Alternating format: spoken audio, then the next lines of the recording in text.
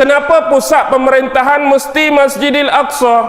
Sebab ramai rata-rata antara dua agama besar dunia. Islam pun tunggu turunnya Nabi Isa, Kristian pun tunggu turunnya Nabi Isa alaihi salam. Dia nak dakwa, dia nak klaim, dia nak paparkan diri dia depan kita semua bahawa dialah Al-Masih, dialah juru selamat, dialah sang penyelamat yang ditunggu-tunggu oleh penduduk bumi.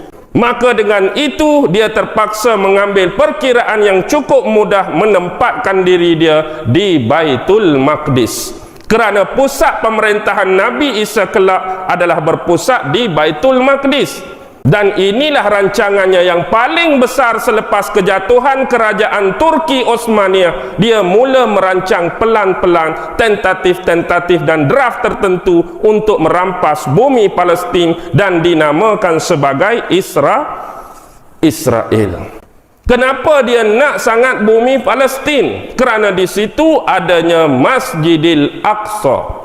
Dan inilah khayalan dan inilah fantasi orang-orang Yahudi yang berhaluan kiri, berfahaman Zionis. Mereka mengatakan mereka merampas bumi Palestin hari ini dan mereka menamakannya sebagai Israel. Kerana mereka nak membina kembali Haikal Sulaiman di atas tapak Masjidil Aqsa. Kerana bagi mereka sejarah sebenar yang dipunyai oleh mereka, umat Islam hari ini telah merampas tapak asal Haikal Sulaiman. Haikal Sulaiman bagi mereka ialah pusat pemerintahan Nabi Sulaiman dulu. Asalnya duduk di tapak Masjidil Aqsa. Bila mari orang Islam, bila mari umat Islam, dia runtuhkan Haikal Sulaiman, kemudian bina Masjid Al-Aqsa. Jadi kami mari balik di sini nak runtuhkan Masjidil Aqsa, nak bina kembali Haikal Sulaiman buat kali yang kedua. Dia kata tempat tu asal milik Haikal Nabi Sulaiman. Baik, kita terima dari sudut sejarah itu tempat asal kedudukan Haikal Sulaiman. Sekarang pertanyaan yang patut kita tanya, persoalan yang patut kita soal ialah, siapakah yang mula-mula membina Masjidil Aqsa?